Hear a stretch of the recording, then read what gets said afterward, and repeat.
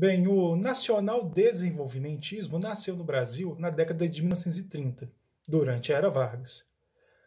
Esse projeto de nação se deveu ao fato de que o Brasil, naquele período, não era industrializado, ou melhor dizendo, praticamente não era industrializado, haviam pouquíssimas indústrias no nosso país, e essas poucas indústrias eram de produtos leves e pouco elaborados, como tecidos, chinelos, sapatos, e mesmo assim de qualidade duvidosa. E outra constatação também que foi feita pelo governo de Getúlio Vargas, logo que eles assumiram o poder, é que não seria possível o Brasil se industrializar contando com a sua burguesia, com o seu empresariado. Eles não tinham nem verba, capital suficiente para empreender um grande projeto de industrialização do Brasil, assim como muitas vezes não tinham vontade, já que vários empresários brasileiros eram ligados à cultura agrícola. Até então era a agricultura que mandava no Brasil, não só financeiramente como politicamente. E também, verdade seja dita, havia em vários empresários brasileiros uma certa limitação intelectual que impedia de enxergar que a médio e a longo prazo a industrialização do país ela poderia gerar maiores ganhos para eles próprios. Na verdade, até hoje, parte do empresariado pensa assim, né? Não consegue enxergar que um investimento vigoroso, pesado na indústria, renderia a médio e longo prazo mais recursos para eles próprios, né? Só que o investimento na indústria também geraria maior riqueza para o povo em geral. Então, como diria o Gessé de Souza, né, parte da elite brasileira se incomoda com qualquer tipo de melhoria no padrão de vida dos mais pobres. Isso pode, inclusive, justificar por que alguns empresários brasileiros resistem à industrialização nacional. Por meio da gestão de Getúlio Vargas, começou a ser desenvolvidos projetos com participação direta ou indireta do Estado, ou seja, do governo, na industrialização nacional. Essa participação podia se dar por meio de empréstimos, foram criadas instituições, principalmente no segundo governo de Getúlio Vargas, né, que foi de 51 a 54.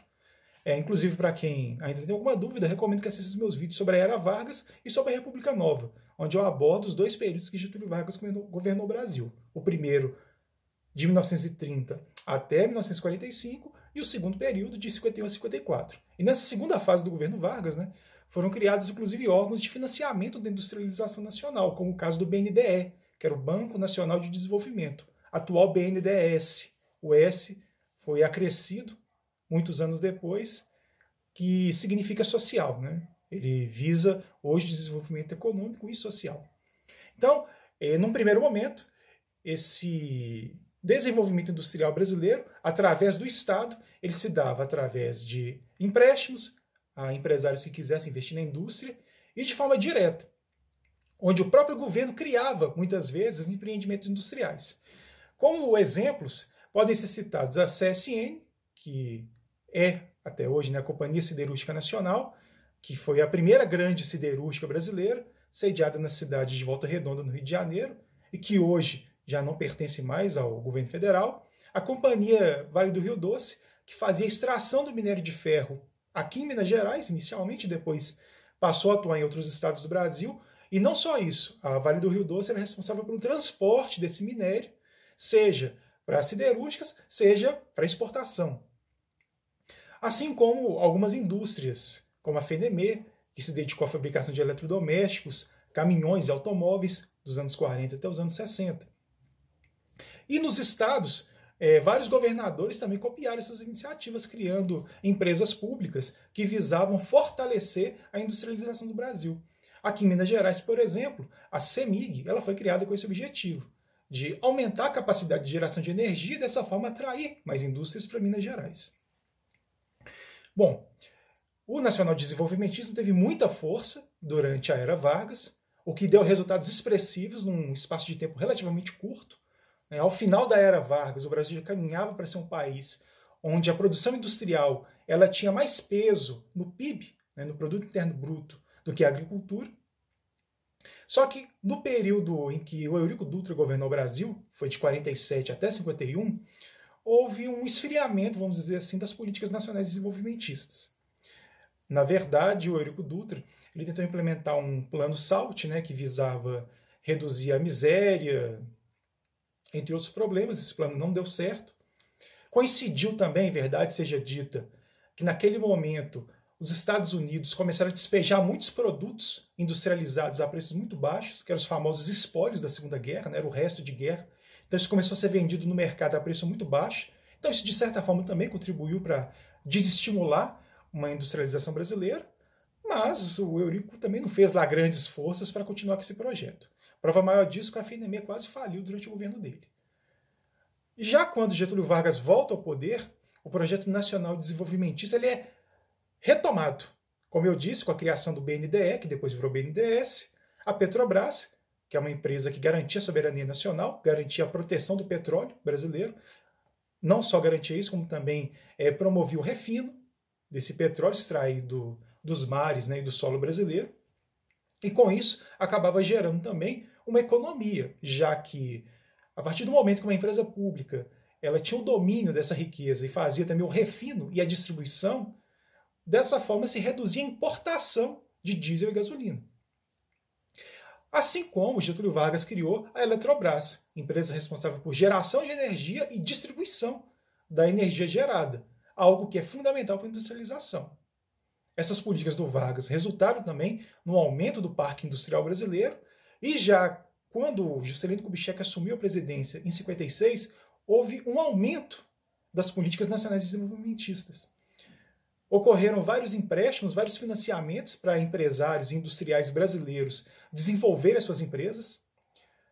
Houve também a atração, incentivo para que algumas empresas estrangeiras de setores mais elaborados, como a fabricação de automóveis e eletrodomésticos, viessem para o Brasil.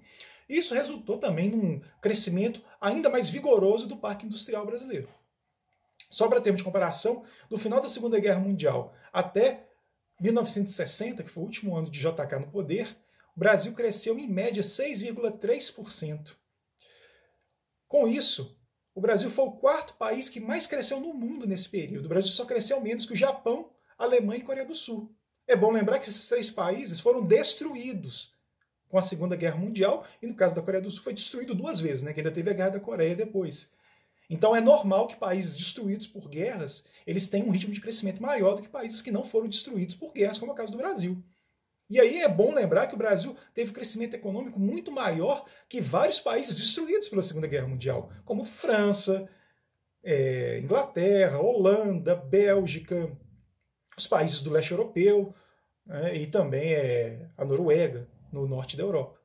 Sem contar as regiões do norte da África e da Ásia, que também foram duramente atingidas pelo conflito. Já nos governos do Jânio Quadros e do João Goulart, houve uma certa queda no Projeto Nacional de Desenvolvimentistas, causado principalmente pela turbulência política, né, e também pela crise econômica. Com o golpe militar de 64, num primeiro momento, há uma dúvida sobre a continuidade ou não desse projeto. Tanto é que a FNME, por exemplo, ela foi vendida justamente nessa primeira etapa do governo militar, em 68, mas a partir do momento que o general Médici e depois o Geisel assumem a presidência, né, o Médici governou o Brasil de 69 a 74, e o Geisel governou o Brasil de 74 a 79. Tem também vídeos sobre o governo dos dois disponíveis nos cards. Há uma nova retomada aí desse nacional-desenvolvimentismo. Dezenas, ou melhor dizendo, na casa das centenas de empresas estatais são criadas para fomentar o desenvolvimento da indústria brasileira. Isso gera bons resultados. No início da década de 80, mais de 30% da riqueza nacional vinha da indústria, e o Brasil era considerado um país de ciclo completo. O que isso significa? Que basicamente o Brasil fabricava de tudo. Né? O Brasil fabricava eletrodomésticos, com fábricas nacionais, é bom frisar isso, né? Haviam fábricas estrangeiras atuando aqui no Brasil, mas também haviam fábricas nacionais, como a CCE, a Gradiente, entre outras. Então, o Brasil fabricava desde eletrodomésticos até armamentos. É interessante observar isso, que o Brasil nos anos 80 era uma potência militar em termos de fabricação de armamentos, né?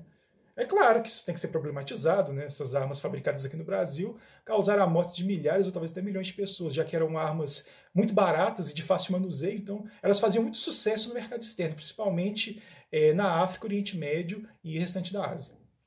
Mas enfim, o Brasil era uma potência na fabricação de equipamentos militares, eletrodomésticos, automóveis, seja os automóveis fabricados aqui por indústrias estrangeiras, como Volkswagen, Fiat, Ford, etc., seja da indústria local de automóveis, como foi a Puma, a Miura, que fabricava carros também de luxo, o Gurgel, que foi o maior exemplo de todos, já que era um carro 100% nacional, até o motor era brasileiro.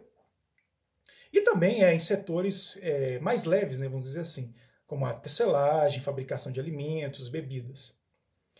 Com o fim da ditadura militar, começam a ganhar força aqui no Brasil as ideias neoliberais. O neoliberalismo basicamente defende que o Estado tem que participar o menos possível da economia, ou seja, empresas públicas devem ser privatizadas, ou seja, vendidas para empresários, impostos criados para dificultar ou evitar a entrada de produtos estrangeiros têm que ser reduzidos ou mesmo eliminados. E nessa onda começou a haver um desmonte do parque industrial brasileiro. Por quê? Isso é importante de frisar. No Projeto Nacional Desenvolvimentista, além do incentivo por meio de empréstimos, redução de impostos, por meio também do investimento público na construção de indústrias, havia também um outro mecanismo muito importante, que era a proteção do mercado interno. De que forma isso se dava? Muitas vezes o governo estabelecia taxas muito altas para produtos importados. Por exemplo, imaginem que o Brasil começa a fabricar muitos automóveis, só que ainda são automóveis que não têm uma qualidade de ponta. Então, como forma de evitar que a indústria local seja destruída por carros melhores, vamos dizer assim, vindos de outros países, o governo cria impostos para que fique tão caro um carro importado que os brasileiros prefiram comprar os carros locais. Eu citei o exemplo do automóvel porque ele talvez seja o que mais ilustre isso.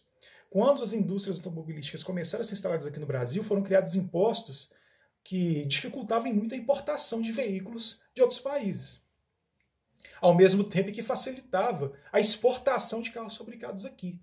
Isso que ajudou muito ao crescimento da indústria automobilística brasileira. Claro que também isso gerou alguns contratempos, né? Muitas vezes carros defasados foram fabricados aqui por muitos anos e modelos de ponta tinham dificuldade para chegar aqui ou sequer chegaram, já que a partir de 76 foi adotado inclusive a proibição de importação de carros aqui para o Brasil. E no setor de eletrodomésticos, tecnologia de informática, também foram adotadas taxas para dificultar ou mesmo evitar que produtos estrangeiros entrassem aqui. A partir dos anos 90, com a eleição do Fernando Collor, essas taxas elas são retiradas de uma vez só. E esse foi o grande problema. Quando o Fernando Collor implodiu com esse modelo nacional desenvolvimentista, ele começa a privatizar algumas empresas públicas, como uma empresa que fazia o refino de sal no Rio de Janeiro, que acabou falindo depois que foi vendida, a CSN, que também foi vendida já na sua gestão, a Uzi Minas foi vendida um pouco depois, já no período do Itamar Franco, se não me engano. Além de ter vendido a preço muito baixo patrimônio que foi construído a muito suor, a muito sacrifício do contribuinte, um outro problema muito sério dessa abertura econômica promovida pelo Collor foi que essas barreiras, esses impostos que existiam para proteger a indústria nacional, eles foram tirados de uma vez só. Eu até entendo que há sim alguns problemas quando você impõe muitas barreiras à importação de alguns produtos, porque isso de certa forma acomoda alguns empresários.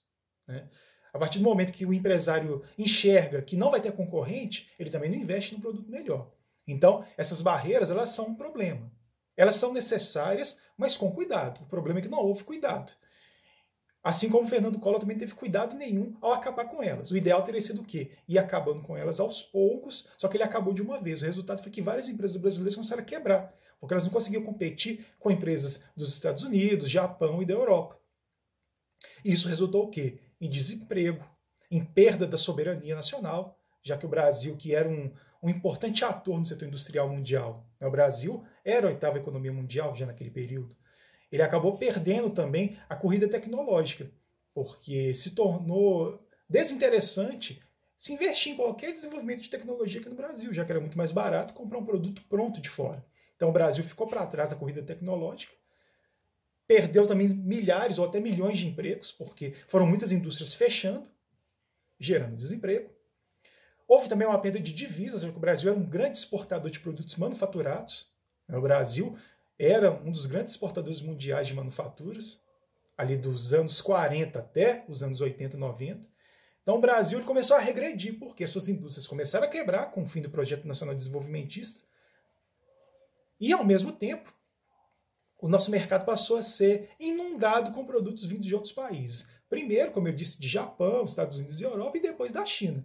Produtos chineses, diga-se de passagem, tão ou até com qualidade inferior aos que eram fabricados aqui, né?